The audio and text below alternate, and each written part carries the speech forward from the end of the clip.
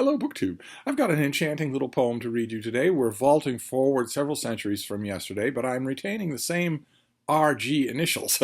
We are reading a poem by Robert Graves that is called The Frog and the Golden Ball, and it's from 1965. She let her golden ball fall down the well and begged a cold frog to retrieve it, for which she kissed his ugly, gaping mouth. Indeed, he could scarcely believe it. And seeing him transformed to his princely shape, who had been by hags enchanted, she knew she could never love another man, nor by any fate be daunted. But what would her royal father and mother say? They had promised her in marriage to a cousin whose wide kingdom marched with theirs, who rode in a jeweled carriage. Our plight, dear heart, would appear past human hope, to all except you and me, to all who have never swum as a frog in a dark well, or who have lost a golden ball. What then shall we do now? She asked her lover. He kissed her again and said, Is magic of love less powerful at your court than at this green wellhead? Which is lovely in a way. I think Robert Graves is a better poet than he's usually given credit. It tends to be overshadowed by the fact that he wrote an enormously successful novel, and that largely did it for him. That cemented him in the public mind. I love reading his poetry. Wish I had a nice collected volume. I did once upon a time have a collected poems of Robert Graves.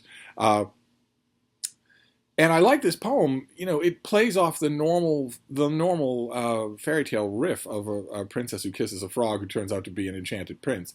I think that the formal rhyme, it's perfect in the first stanza and sort of loses shape after that.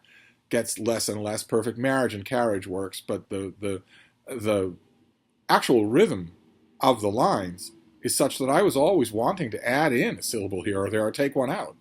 There's some lines that seem deliberately too long to me, and a couple especially, that seem deliberately to be missing a syllable. And, you know, poets being poets, they probably have a name for that too. But I'm curious to know what you think is going on in that last stanza. The princess has been promised in marriage to a strategic marriage by her parents. And the implication is that that cannot be broken, that that is going to happen. And in the last stanza, her transformed prince, kisses her again and says, Is the magic of love less powerful at your court than at this green wellhead? Which means they're at the well, where she first kissed him and reverted him to human. What do you think is going on there? Is the frog prince saying, well, if we revert back to frogs, if we turn both back to frogs, we can live perfectly happily here? What are they doing at the wellhead? Or is he saying that love will conquer all? Which seems like the flat on the face of it reading, but doesn't really square with what I know of Robert Graves. So I'd be curious to know what you make of that. That is The Frog and the Golden Ball. A nice change because unlike yesterday's RG poem, at least I think this is sincere. Even if it's a little bit addle-plated. I'm not really sure. We'll have to figure that out together. But that's your poem for today, and we will resume with something completely different tomorrow. Thank you, BookTube.